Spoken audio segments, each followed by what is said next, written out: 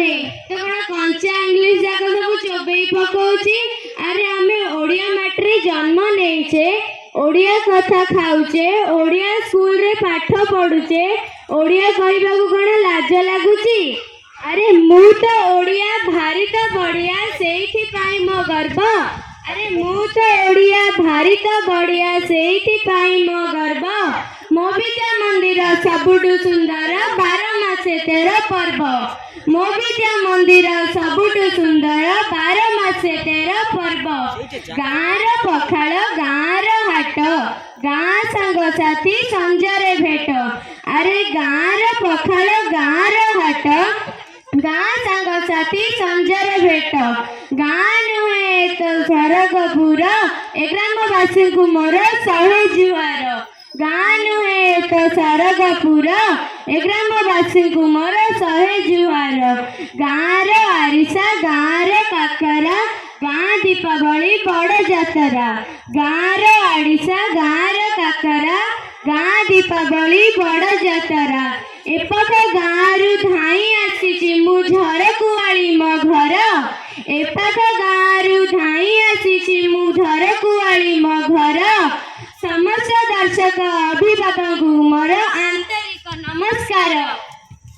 विघ्न विनाशक श्री गणेश, जगत गुरु श्री रामकृष्ण, शक्ति स्वरूपिणी मां शारदा, विश्व विजयी स्वामी विवेकानंद को स्मरण करी आम विद्या मंदिर स्वतंत्र दिवस अर्थात 23तम वार्षिक उत्सव सुनेली संध्यार रंगारंग कार्यक्रम को आगे नेबारे आपण माने आमको सहयोग करंतु। जय ठाकुर, जय मां, जय स्वामी जी। आपण माने जानिजंती आजिकाली पेरेंट्स माने निज शिशु मुहरु टिके इंग्लिश रे कथा सुनि देले से तो खुशी रे फाटी जान। अरे आमे तो ओडिया, ओडिया कहिले आम सम्मान बढ़ी थाए।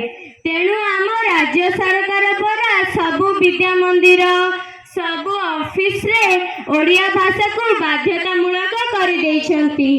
तेणु आम ओडिशार सुपरिचित स्वभाव कवि गंगाधर मेहर लिखिछंती, मातृभूमि मातृभाषार ममता जारु जे जनमी नाही, ताकू जदि ज्ञानी गणरे गणिबा अज्ञानी रहिबे नाही।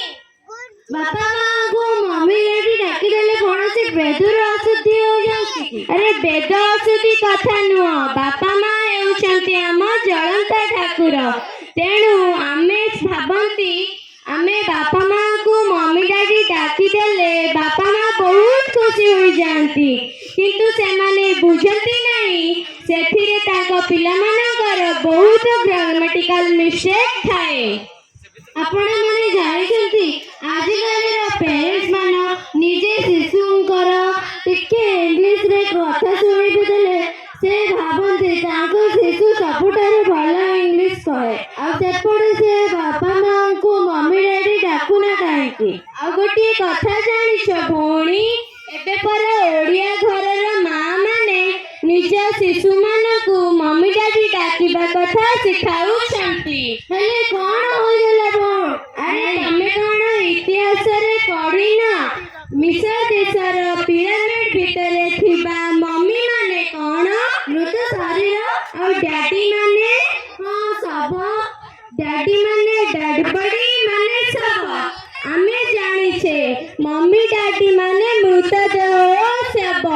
तेणु आमे काहेकि आम जीवंत ठाकुर को मड़ बोली डाकिबा। आपण माने कहंतु बापा माँ आम पई कोन सब न करिसंती, तेणु आमे ताको मड़ डाकिले केमिति लागिबो। कोन होइगला भाई?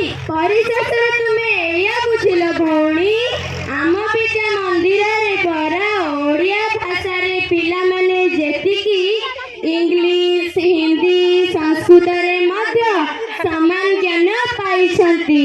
तेणु आम विद्या मंदिर गणित बाचस्पति श्रीजुक्त विप्रचरण त्रिपाठी परामर्श अनुजाई आम विद्या मंदिर रे प्रतिवर्ष पिला माने बहुत मेधावी छात्र भाव में परिगणित होइछंती। तेणु गंजाम ब्लॉक रे आम विद्या मंदिर शिशु माने प्रति वर्ष ଗଣିତ ମେଧାବୃତ୍ତି ଅର୍ଥାତ୍ ପଠାଣି ସାମନ୍ତରେ କୃତିତ୍ୱର ସହ କୃତକାର୍ଯ୍ୟ ହୋଇପାରିଛନ୍ତି। ତେଣୁ ଆମ ବିଦ୍ୟା ମନ୍ଦିରରେ ଓଡ଼ିଆରେ ପିଲାମାନେ ଯେତିକି ଜ୍ଞାନ ପାଉଛନ୍ତି, ଇଂଲିଶ, ହିନ୍ଦୀ ଓ ସଂସ୍କୃତରେ ମଧ୍ୟ ସେହି ସମାନ ଜ୍ଞାନ ପାଉଛନ୍ତି।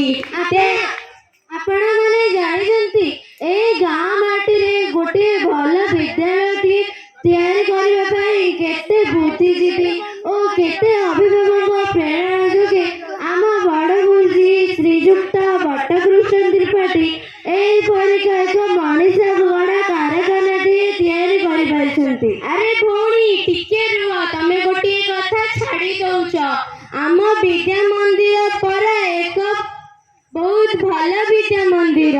ତେଣୁ ଆସନ୍ତୁ ଦର୍ଶକ ବନ୍ଧୁ, ମୁଁ ଆଜି ଆପଣମାନଙ୍କୁ ଆମ ବିଦ୍ୟା ମନ୍ଦିରର ଅତୀତର କିଛି ଅଭୁଲା ସ୍ମୃତିକୁ ଦେଖାଇବାକୁ ଯାଉଛି, ଅର୍ଥାତ୍ ଜଣାଇବାକୁ ମଧ୍ୟ ଯାଉଛି। ଆପଣମାନେ ଜାଣିଛନ୍ତି ଗଞ୍ଜାମ ବ୍ଲକରେ ଗୋଟିଏ ହେଲେ ଘରୋଇ ଶିକ୍ଷାନୁଷ୍ଠାନ ନଥିଲା। ସରକାରୀ ଶିକ୍ଷା ଅନୁଷ୍ଠାନରେ ଆମ ବିଦ୍ୟା ମନ୍ଦିରରେ ହୋଇଥିବା ଶିକ୍ଷାଦାନ ଅନ୍ୟ କୌଣସି ବିଦ୍ୟା ମନ୍ଦିରରେ ହେଉନଥିଲା। ଅବହେଳିତ ଅନୁନ୍ନତ ଶିକ୍ଷାଦାନକୁ ସୁଧାରିବା ପାଇଁ ପ୍ରାଚୀନ ଗୁରୁକୁଳ ସଭ୍ୟତା, ଭାରତୀୟ ସଭ୍ୟତାକୁ ନେଇ ଆମ ବିଦ୍ୟା ମନ୍ଦିର ଗଠନ ହେଲା।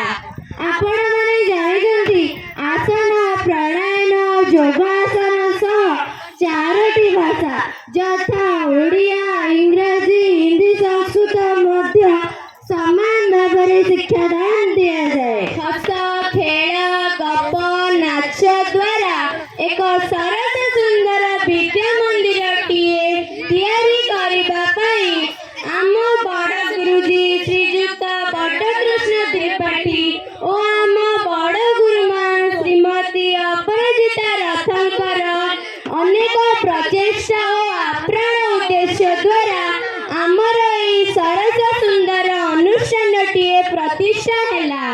ଆପଣମାନେ ଜାଣିଛନ୍ତି ଆମ ବଡ଼ ଗୁରୁଜୀ ଶ୍ରୀଯୁକ୍ତ ବଟକୃଷ୍ଣ ତ୍ରିପାଠୀ